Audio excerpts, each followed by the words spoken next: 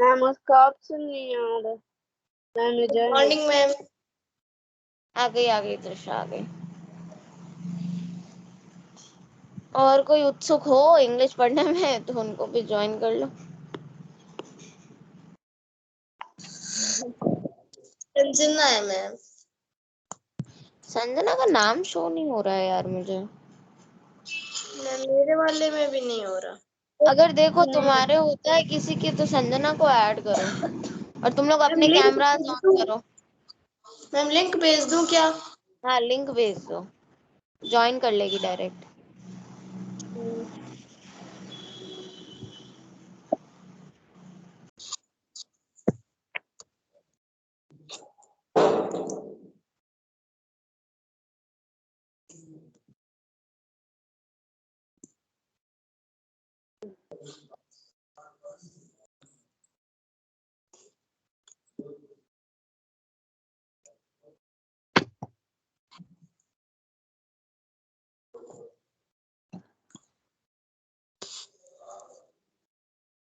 भेज दी।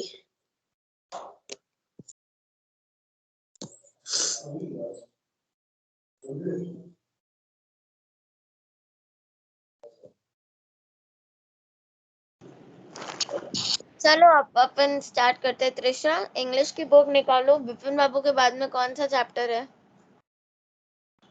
The last bargain के बाद में कौन सा? बार्गेन के आगे वाला चैप्टर कौन सा है? ये तो पोयम है, मैं चैप्टर की बात कर रही हूँ। The summit with in. चलो इसको पढ़ना स्टार्ट करो। इसकी रीडिंग करेंगे आज समिट विद इन की, फिर अच्छे से इसकी जो हिंदी में जो मैंने आपको बताया था ना वीडियो के जैसे, आप लोगों को अच्छे से समझ में आता है, कोई प्रॉब्लम नहीं है। मैं मेरी तरफ से भी एक बार समझाऊंगी, उसके बाद हम लोग फिर एक बार मेरी तरफ से आपको पूरी समरी दे दूंगी और फिर वैसे भी समझा दूंगी, ठीक है? चलो स्टार्ट करो त्रिशा। मैम त्रिशा के पास बुक नहीं है। Trisha yes ma'am. स्टार्ट करो। मैम मेरे पास बुक नहीं है। ओ बुक नहीं है, बुक किसके पास है? प्रियांशी आपके पास है तो आप कर दो। Lesson 5 The Summit Within, page number 75. Before we need नहीं तो major. एक काम करें, इसका डायरेक्ट वीडियो देखें। Yes, ma'am. Yes ma'am. Yes ma'am.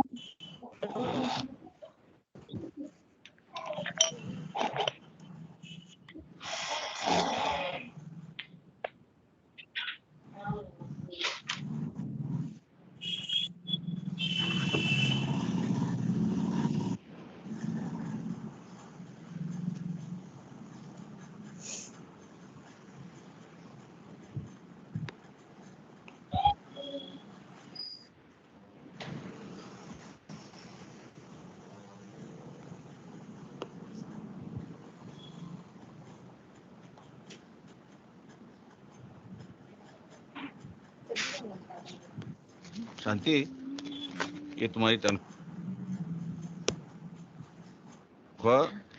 भैया हाँ वो बैंक में खाता कैसे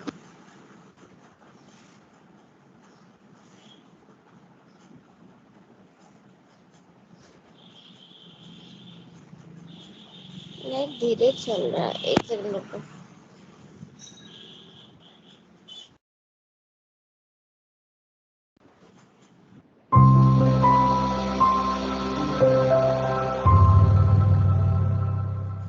hello everyone, welcome to my channel. आज हम पढ़ेंगे द सब। दिख रहा है? Yes ma'am. आवाज आ रही है? यस मैम यस आ रही मैम। है। Submit with in. सो इस चैप्टर में जो हमारे मेजर HPS अहलूवालिया है वो अपने एक्सपीरियंस शेयर करते हैं, अपनी फीलिंग्स बताते हैं कि उन्हें कैसा लगा कि जब वो माउंट एवरेस्ट पे उन्होंने चढ़ाई करी, यानी माउंट एवरेस्ट पे उन्होंने फतह हासिल करी। तो फतह हासिल करना मतलब होता है कि माउंट एवरेस्ट पर वो सक्सेसफुली उसकी जो शिखर होती है, उसकी चोटी होती है, उस पर पहुंचे थे, यानी माउंट एवरेस्ट के समिट पे पहुंचे थे। समिट मतलब होता है शिखर या चोटी या टॉप। तो the submit with in chapter का नाम है, सबमिट मतलब होता है शिखर या चोटी, विद इन मतलब अपने अंदर। सो अपने अंदर की जो हमारी चीजें होती हैं, अपने माइंड्स होते हैं, उसको कंट्रोल करना, उसके टॉप पे पहुंचना। तो हम अपनी स्टोरी शुरू करते हैं।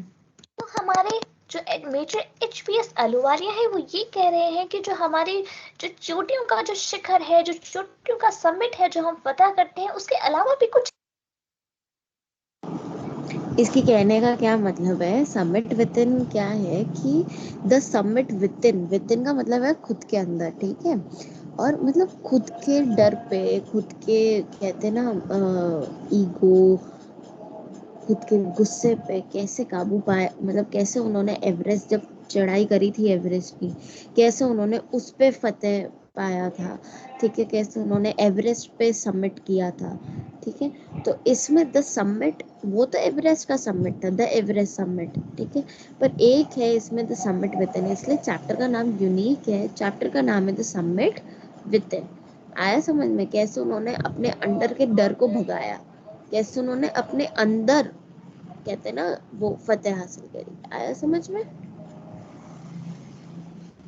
Yes ma'am. है जो हमें फतह करना है, जिसमें हमें जीत हासिल करनी है, वो है हमारे मन के अंदर की जो जो हमारा माइंड्स होता है, जो हमारे माइंड्स, हमारे मन का जो शिखर होता है, उसको भी हमें फतह हासिल करनी है। तो उन्होंने कहा, उनकी ऑब्जर्वेशन है, उन्होंने ऑब्जर्व किया कि इंसान को अगर कुछ भी चीज क्लाइम करनी, किसी भी शिखर पे पहुंचना है, किसी भी चीज के टॉप पे पहुंचना है, तो उसको 3 चीजों की जरूरत है। उनके पास 3 क्वालिटीज होनी चाहिए। वो है एंड्योरेंस। एंड्योरेंस कहते हैं पेशेंस को, धैर्य को, सहनशीलता को, कि अगर आपको परेशानियां हो रही हैं, आपको दिक्कतें हो रही हैं, आप इतनी मुश्किल से आप ऊपर चढ़ पा रहे हैं, लेकिन फिर भी आपको उस पर पेशेंस रखना है और आपको उस पर ध्यान नहीं देना, जो आपकी परेशानियां हो रही हैं, आपको उस पर सब्र करना है। एंड्योरेंस होता है पेशेंस, धैर्य, सहनशीलता और सब्र। सेकेंड है परसिस्टेंस, यानी जिद। आपको जिद्दी होना पड़ेगा। अगर आपको कुछ भी चीज चाहिए है, बिना जिद के वो आपसे काम नहीं हो पाएगा। थर्ड है विल पावर, इच्छा शक्ति। अगर आप चाहते हैं कोई काम है, तो आपको मन में इच्छा बनानी है कि नहीं, हम ये कर सकते हैं। अगर आपने ये चीजें, तीनों चीजें अगर अपने मन में बना ली, तो आप कोई भी चीज को फतह कर सकते हैं। किसी भी ऊंची से ऊंची चोटी को आप फतह कर सकते हैं और अपनी जिंदगी में आने वाली जितनी भी बाधाएं हैं, उसको आप पार कर पाते हैं। तो जब उनका मन में ये सवाल आया कि उन्होंने क्यों माउंट एवरेस्ट को क्लाइम करने का सोचा, क्यों माउंट एवरेस्ट पे उन्होंने चढ़ाई की, तो फिर वो खुद ही कहते हैं कि क्योंकि उन्हें जो माउंटेन्स है बहुत पसंद है। क्योंकि माउंट एवरेस्ट दुनिया के सारे बड़े बड़े माउंट, मतलब सारे दुनिया के बड़े पहाड़ों में से, माउंटेन्स में से सबसे बड़ा है। तो उनको स्ट्रगल थी कि भाई मैं दुनिया के सबसे बड़े जो रॉक है, जो पत्थर का सबसे बड़ा इमारत है, इमारत जैसे एक स्ट्रक्चर है, वो मुझे करना है। और बर्फ भी उसमें क्लाइम करनी पड़ती है, सिर्फ पत्थर ही नहीं है, उसमें आपको आइस भी क्लाइम करनी पड़ती है, बहुत चैलेंजिंग होता है। वो ये कहते हैं क्योंकि उनको ये चैलेंजेस फेस करने थे और इन सब बाधाओं को उन्हें पार करना था।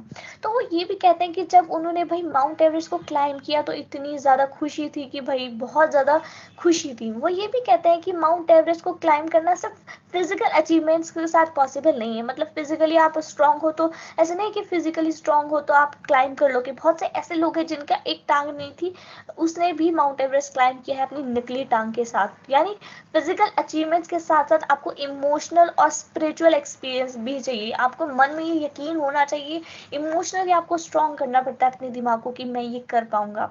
तो आपको वो सक्सेस जरूर मिलेगी, आपको कामयाबी मिलेगी, आपको शोहरत मिलेगी। तो ये सिर्फ माउंटेन क्लाइम करने के लिए नहीं कह रहे, वो कह रहे हैं जिंदगी में कोई भी चीज हो, अगर आपके पास फिजिकली आप स्ट्रांग हो, लेकिन आपको मेंटली अपने आप को प्रिपेयर करना पड़ता है, स्पिरिचुअली प्रिपेयर करना पड़ता है। फिर वो आगे ये कहते हैं कि जो समिट है, यानी जो शिखर है, वो हमें बहुत सारी चीजें सिखाता है, हमें कंपेनियनशिप सिखाता है, यानी हमें दूसरों की थोड़ी बहुत मदद लेके आगे बढ़ना होता है। जैसे दो लोग को सेम रोप से उन्हें बंधे होते हैं, वो एक रोप में दो लोग बंधे होते हैं, और एक जो आगे वाला इंसान होता है वो क्या करता है, रोप को आगे की तरफ किसी चीज में फंसाता है, फिर आगे वाला जो इंसान होता है वो एक एक इंच आगे बढ़ता है, फिर पीछे वाला उसके पीछे पीछे जाता है, यानी आगे वाला रास्ता बनाता है। जो क्लाइंबर होता है, जो फर्स्ट क्लाइंब करता है, वो रास्ते बनाता है, और जो मुश्किल वो जो रोप होता है वो छोटे छोटे जो स्पेसेस होते हैं उसमें वो फंसाता है।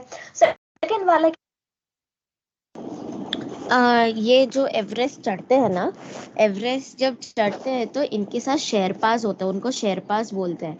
ठीक है, मैंने लाइक जब एवरेस्ट पर ही एक मूवी है, मैंने भी वो देखा था तो मुझे पता चला था। तो जब एवरेस्ट को चढ़ना होता है ना, देखो अब ऐसे नहीं होता है कि सिंपली अपन फर्स्ट टाइम एवरेस्ट पे जा रहे हैं और अपन एवरेस्ट चढ़ जाएंगे, ऐसा नहीं होता है। वहाँ पे बहुत सारे ऐसे लोग होते हैं जो ऑलरेडी ट्रेंड होते हैं, और जो शेरपास होते हैं ना, शेरपास मतलब एक नॉर्मल ह्यूमन बीइंग से ज्यादा बार माउंट एवरेस्ट को चढ़ चुके होते हैं। और बहुत सारे शेरपास ऐसे होते हैं जिन्होंने अपनी जान गंवाई होती है चढ़ने में। ठीक है, तो शेरपास क्या करते हैं, शेरपास हेल्प करते हैं। शेरपा आगे से आगे रस्सी लगाना, रास्ता बनाना, ठीक है, आइस को काटना, आइस को हटाना जिससे चलने में आसानी हो। ठीक है, ढलानों में सब जगह रस्सी लगाना। एवरेस्ट इजी नहीं है, एवरेस्ट सबसे हार्डेस्ट माउंटेन है टू क्लाइंब। क्यों? क्योंकि एवरेस्ट की जो चोटी है वहां पर जाने के लिए बहुत सारे अलग अलग लेवल्स होते हैं। ठीक है, नंबर 1 होता है बेस कैंप। बेस कैंप वो कैंप होता है जहाँ मतलब आप अपने घर वालों तक वहीं से बात कर सकते हो। बस मतलब जितना हो सकता है आप अपने घर वालों से वहां तक ही बात कर सकते हो, क्योंकि ऊपर सिग्नल्स नहीं आते हैं। बेस कैंप होता है, फिर कैंप नंबर 1 होता है, फिर कैंप नंबर 2 होता है, फिर 3 होता है, और 4 लास्ट वाला कैंप होता है। जो 4th कैंप होता है वो सबसे ऊपर होता है। सबसे ऊपर मतलब वहां से आप माउंट एवरेस्ट को आराम से देख सकते हो, मगर वहां से चढ़ना भी आई थिंक वहां से माउंट एवरेस्ट कितना याद नहीं है मेरे को ढंग से, पर ये 4 कैंप्स होते हैं। ठीक है, बेस कैंप तो जो बेस है वहां पे आपको सारे इक्विपमेंट्स मिल जाएंगे, आपको कैसे ऊपर चढ़ना है, ऊपर चढ़ने के लिए क्या किस किस चीज की जरूरत है। अगर आप टूरिस्ट हो तो आप कैंप नंबर 2 तक ही जा सकते हो। अगर आपको एवरेस्ट पे नहीं चढ़ना है तो आप सिर्फ कैंप नंबर, और आप ऐसे ही आए हो, मतलब नॉर्मल टूरिस्ट अलाउड नहीं होते, जो माउंटेनियर्स होते हैं जो नहीं कभी कभी जा पाते हैं, तो वो एवरेस्ट को विजिट करते हैं। लोग एवरेस्ट को वर्शिप करते हैं। क्यों? एवरेस्ट अपने आप में सबसे बड़ा माउंटेन है, और मतलब ऐसा कहते हैं कि जब तक एवरेस्ट आपको इजाजत नहीं देगा आप एवरेस्ट के ऊपर चढ़ नहीं सकते हो। तो वहां पे बहुत सारे ये ऐसे लोग भी आते हैं जो इसको माउंटेन्स को वर्शिप करते हैं, और फिर उसके बाद इन शेरपास की हेल्प की मदद से ये शेरपा आपको पूरा रास्ता गाइड करते हैं। ठीक है, आपके लिए ऑक्सीजन सिलेंडर्स, ऊपर ऑक्सीजन बहुत कम होती है, तो अगर आपको ऑक्सीजन सिलेंडर एम्प्टी भी हो जाता है ना तो आप वहीं के वहीं धंस जाओगे। ठीक है, तो ऑक्सीजन सिलेंडर्स सारे शेरपास ये अलग अलग जगह पे इन्होंने जगह बनाई हुई अलग अलग, वहां पे ऑक्सीजन सिलेंडर्स रखते हैं। आजकल तो अलग मतलब आज टेक्नोलॉजी बढ़ गई है, तो आप अपने साथ 4 सिलेंडर्स कैरी कर सकते हो, मगर उसका वजन ज्यादा नहीं होगा, उसमें आपको बिल्कुल ऐसा लगेगा ही नहीं कि वजन है। ठीक है, उसके बाद क्या होता है, बेस कैंप 4 को पार करने के बाद आप एवरेस्ट पे चढ़ते हो। अब एवरेस्ट पे चढ़ना मतलब एक पतली गली से निकलने के टाइम, क्या है, कुछ अनरिलेटेड नहीं है, माइंड योर ओन बिजनेस। तो जब आप एवरेस्ट का जो रास्ता है ना वो पतली गली, एकदम पतली गली जैसा है, मतलब एक पाँव फिसला नहीं और आप नीचे गिरे नहीं। बाद में मैं इसकी पिक्चर्स भी बताऊंगी, और इसमें आगे कंटिन्यू करते हैं। क्या करता है, उसको फॉलो करता है और एक एक इंच आगे बढ़ता है। तो बहुत मुश्किल होता है एक सिंगल इंसान को माउंटेन क्लाइंब करना, यानी जिंदगी में वो कह रहे हैं हमें इमोशनल सपोर्ट चाहिए अपने पार्टनर्स का। यानी कोई भी हमारी फैमिली हो, हमारी फ्रेंड्स हो, हम अपने आप नहीं कर सकते, हम फिजिकली वो चीज़ कर सकते हैं लेकिन हमें सपोर्ट चाहिए होता है अपनी फ्रेंड्स फैमिली का। यहाँ पे वो कह रहा है माउंटेन में पार्टनर्स की ज़रूरत है, या ज़िंदगी में हम कोई भी काम करें तो हमें और लोग की भी इमोशनल सपोर्ट की ज़रूरत होती है।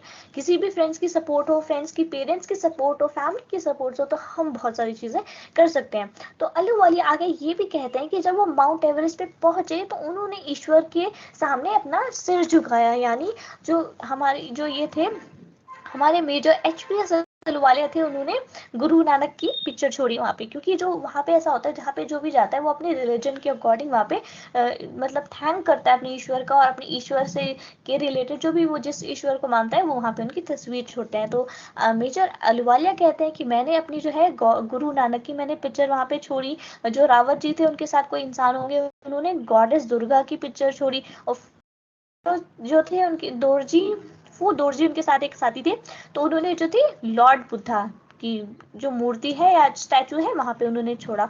और एडमंड हिलरी जो उनके साथ एक मेंबर थे, उन्होंने क्या किया, क्योंकि वो क्रिश्चियन थे तो उन्होंने एक क्रॉस उस बर्फ पे, माउंट एवरेस्ट पे बर्फ के नीचे दबा। ये जो एडमंड हिलेरी की ये बात कर रही है ना, 1996 में एवरेस्ट पर एक हादसा हुआ था। एवरेस्ट पे बहुत ज्यादा तेज तूफान आया था, उसमें ये एडमंड हिलेरी की डेथ हो गई थी। ये इसकी पूरी मूवी है एवरेस्ट करके, कभी फ्री हो ना तो देखना, अच्छी मूवी है। दिया। वो ये भी कहते हैं कि हर एक इंसान के अंदर एक खुद की एक पहाड़ होती है, मतलब जैसे उसमें मुसीबतें परेशानियां होती हैं, दिक्कतें होती हैं कि मैं ऐसा नहीं कर सकता, सवाल होते हैं बहुत सारे। तो हमें इस चोटी को, इस शिखर को हमें क्लाइम करना है। अगर हम इस शिखर को क्लाइम कर लेते हैं तो ये हमें बदल के रख देगा, क्योंकि हमारे अंदर बहुत सारे सवाल होते हैं कि हम ये नहीं कर सकते, हमारे लिए मुश्किल है। तो इससे आपको अपने अंदर, अपने मन के अंदर की जो ये जो पहाड़ है ना, पहाड़ सवालों का, इमोशंस का, इन सबको आपको इसको पार करना है। इनको बाधाएं जो आपके दिल में है, इसको शिखर पे पहुंचना, टॉप पे पहुंचना है, तभी आप कामयाब हो पाएंगे। वो ये भी कहते हैं कि हमारे अंदर की जो समिट यानी इंटरनल समिट, हमारे अंदर की जो शिखर पे, उसको हमें पार करना, उस पर टॉप पे जाना बहुत ज़्यादा ज़रूरी है। अगर हम ऐसा कर लेते हैं तो ये माउंट एवरेस्ट को शिखर पे पहुंचने से भी बहुत ज़्यादा बड़ा है। तो इसका कंक्लूजन क्या होता है? इसका कंक्लूजन ये है, एट द एंड मोरल ये है कि हम कोई भी परेशानी, बाधा, मुसीबत को पार कर सकते हैं अगर हमारे पास एंड्योरेंस यानी पेशेंस, धैर्य, सहनशीलता है, परसिस्टेंस यानी जिद है, और विल पावर यानी इच्छा शक्ति है, तो हम सब कुछ कर सकते हैं। आई होप आपके लिए वीडियो हेल्पफुल रही हो। शेयर करें अपने फ्रेंड्स के साथ। आया समझ में? बाकी Yes, हम ma'am. रीडिंग कल करते हैं। Okay, Yes, good day. ma'am. Thank you, ma'am. Welcome.